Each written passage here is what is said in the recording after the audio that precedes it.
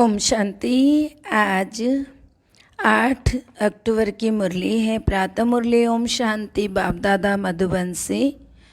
मीठे प्यारे प्राणेश्वर प्रिय पिता कहते हैं, मीठे बच्चे अब विदेही बनने का अभ्यास करो।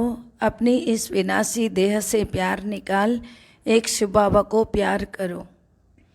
प्रश्न है, इस बेहद की पुरानी दुनिया से जिन्हें वैराग्य आ चुका है उनकी निशानी क्या होगी? उत्तर है, वह इन आँखों से जो भी कुछ देखते हैं वह देखते हुए भी जैसे नहीं देखेंगे। उनकी बुद्धि में यह होगा कि यह सब खत्म होना है, यह सब मरे पड़े, हमको शांतिधाम सुखधाम में जाना है। उनका ममत्व मिट जाएगा। योग में रहकर किससे बात करेंगे तो उन्हें भी कशिश होगी, ज्ञान का नशा चढ़ा हुआ होगा। गीत है ओम नमो शिवाय। ओम शांति। ओम शांति। बाप कहते हैं, मीठे बच्चे तुम शिव बाबा को जान गए हो, फिर यह गीत गाना तो जैसे भक्ति मार्ग का हो जाता है। भक्ति मार्ग वाले शिवाय नमः भी कहते हैं, माता पिता भी कहते हैं, परंतु जानते नहीं हैं शिव बाबा से स्वर्ग का वर्षा मिलना चाहिए। तुम बच्चों को तो बाप मिला है, उनसे वर्षा मिल रहा है, इसलिए बाप को याद करते हो। तुमको शिव बाबा मिला है, दुनिया को तो नहीं मिला है ना। जिनको मिला है वह भी अच्छी रीति चल नहीं सकते हैं।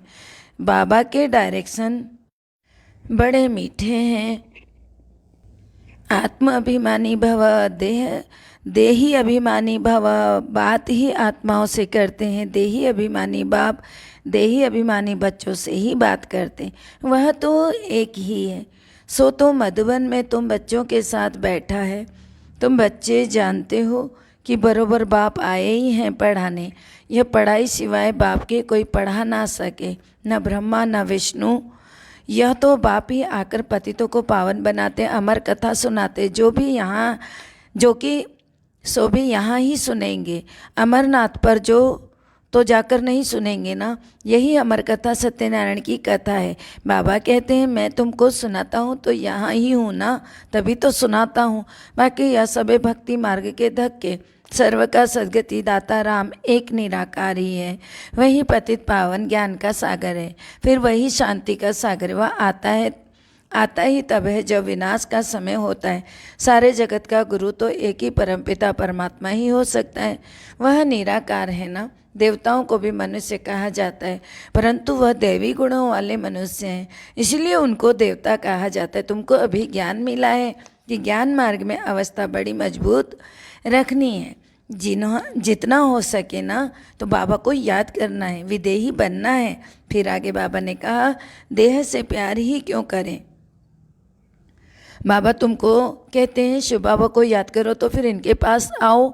मनुष्य तो समझते हैं ना ये दादा से मिलने जाते हैं, या तो तुम जानते हो शिव बाबा को याद कर हम उनसे ही मिलते हैं। वहाँ तो है ही निराकारी आत्माएं बिंदी, तो बिंदी से तो मिल ना सके। परमधाम में तो बिंदियाँ हैं, लेकिन बिंदी से तो मिल ना सके। मिलन कहाँ होती है? शरीरधारी के साकारी रूप से लेकर के आकारी रूप तक में। तो अभी कहाँ मिलन होती है? शिव बाबा के साथ मधुबन में मिलन सीधा सीधा होती है। तो बाबा कहते हैं, तो शिव बाबा से कैसे मिलेंगे, इसलिए यहाँ समझाया जाता है, हे आत्मा अपने को आत्मा समझो। बुद्धि में आत्मा समझोगे तभी तो आत्मा बिंदी से मिल पाओगे। शिव बाबा आत्मा ज्योति बिंदी है, वही पढ़ाते हैं। यह तो बड़ा गुह्य राज है ना। कईयों को शिव बाबा की याद ही नहीं रहती है। बाबा समझाते हैं, हमेशा शिव बाबा को याद करो। शिव बाबा आपसे मिलने आते हैं, बस आपके बने। शिव बाबा इसमें आकर ज्ञान सुनाते हैं। वह भी निराकार आत्मा है, तुम भी आत्मा हो। एक बाप ही है जो बच्चों को कहते हैं, मामी कम याद करो। सो तो बुद्धि से याद करना होगा ना। हम बाप के पास आए हैं, बाबा इस पति दुनिया में आए हैं।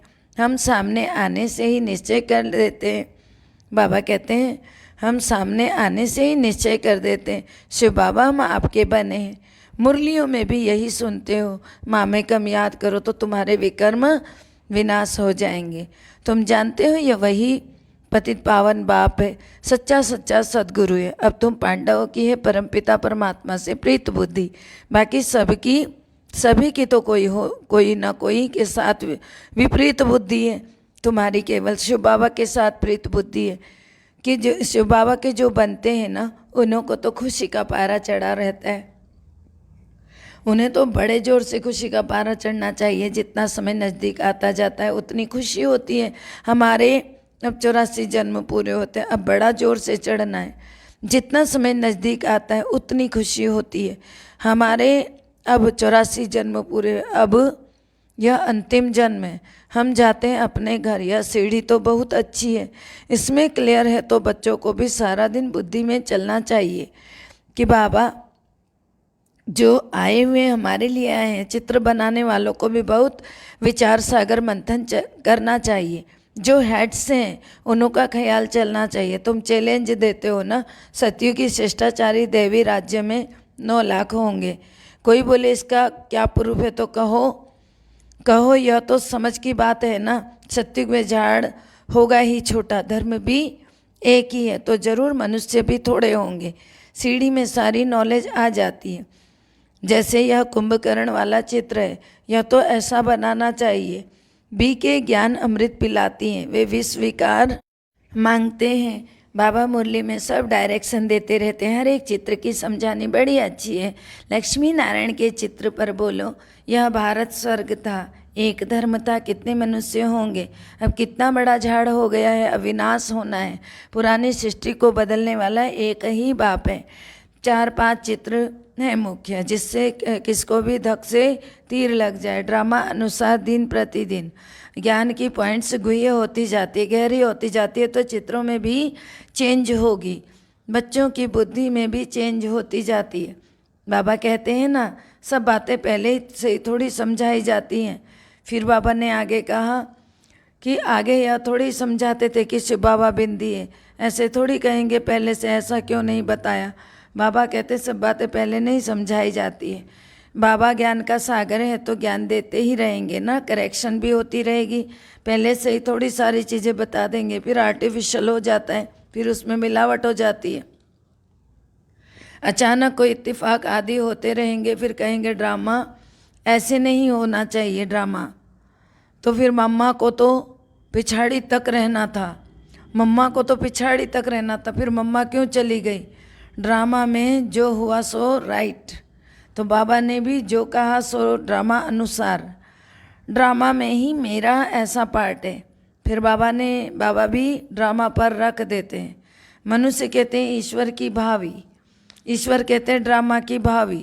तो ईश्वर ने बोला या इसने बोला, ड्रामा में था। कोई उल्टा काम हुआ, ड्रामा में था, फिर सुलटा हो गया। चढ़ती कला जरूर है, चढ़ाई पर जाते हैं, कब डगमग भी हो जाते हैं, कभी सही से भी चलते हैं। तो यह सब माया के तूफान भी हैं। जब तक माया है विकल्प जरूर आएंगे। तो सतयुग में माया ही नहीं है, विकल्प की बात ही नहीं है। सतयुग में कभी कर्म विकर्म नहीं होते हैं। बाकी थोड़े रोज हैं, खुशी रहती है ना, यह हमारा अंतिम जन्म है। अब हम अमरलोक में जाने के लिए शिव बाबा से अमर कथा सुन रहे हैं। यह बातें तो तुम ही जानते हो ना। तो लोग तो कहाँ कहाँ अमरनाथ पर जाकर धक्के खाते रहते हैं। यह नहीं समझते कि पार्वती को कथा किसने सुनाई। वहाँ तो शिव का चित्र दिखाते हैं। अच्छा, शिव किस में बैठा है, शिव और शंकर दिखाते हैं। क्या शिव ने शंकर में बैठ कथा सुनाई? कुछ भी तो समझते नहीं है ना। तो भक्ति मार्ग वाले अभी तक तीर्थ करने जाते रहते हैं, कथा भी वास्तव में बड़ी नहीं है। असल में मन मना भव, मन ही मन भगवान को याद करना है बस।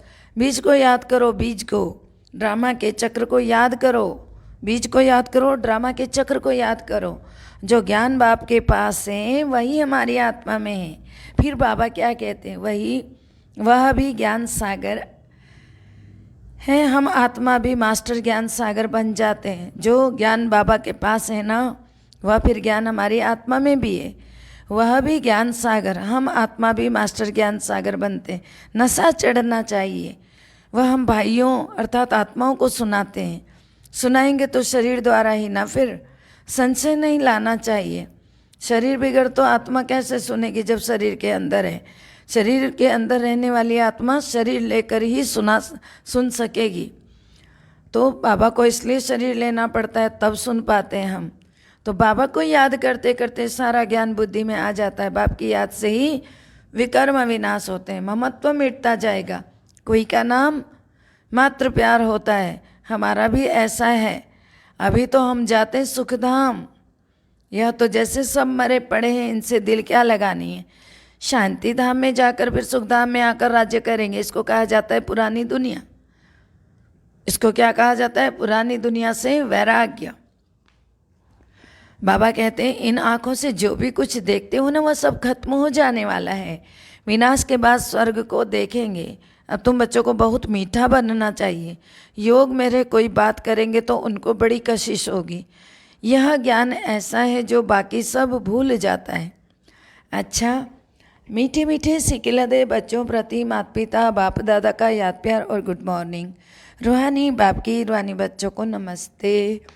हम रूहानी बच्चों की रूहानी बाप दादा को दिल व जान से सिक व प्रेम से याद प्यार नमस्ते, good morning, diamond morning, Om Shanti. शुक्रिया मेरे प्यारे मीठे बाबा, शुक्रिया।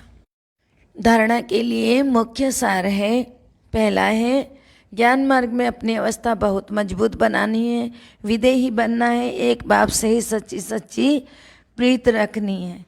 दूसरा है ड्रामा की भावी पर अडोल रहना है। ड्रामा में जो कुछ हुआ सो राइट है, कभी डगमग नहीं होना है, किसी भी बात में संशय नहीं लाना है। वरदान है दाता बन हर सेकंड हर संकल्प में, दान देने वाले उदार चित्त महादानी भव। दाता बन हर सेकंड में हर संकल्प में, दान देने वाले उदार चित्त महादानी भव। अर्थ है आप दाता के बच्चे, लेने वाले नहीं, लेवता नहीं, देवता हो। हर सेकंड हर संकल्प में देना ही है। जब ऐसे दाता बन जाएंगे तब कहेंगे उदार चित्त महादानी। ऐसे महादानी बनने से महान शक्ति की प्राप्ति स्वतः ही होती है, लेकिन देने के लिए स्वयं का भंडारा भरपूर चाहिए। खुद के पास होगा तभी दोगे, अगर है ही नहीं तो क्या दोगे। इसलिए पहले बाबा से अपना भंडारा भरपूर करेंगे, फिर सभी को बांटेंगे। समय श्वास संकल्प शक्तियाँ, जो लेना था वह सब कुछ ले लिया, बाकी रह गया देना। तो अगर ले लिया है तो देना रह गया है, स्वयं का भंडारा भरपूर हो गया तो देते जाओ, देने से और भी भंडारा बढ़ता जाएगा। स्लोगन है हर सब्जेक्ट में फुल मार्क्स जमा करनी है तो गंभीरता का गुण धारण करो।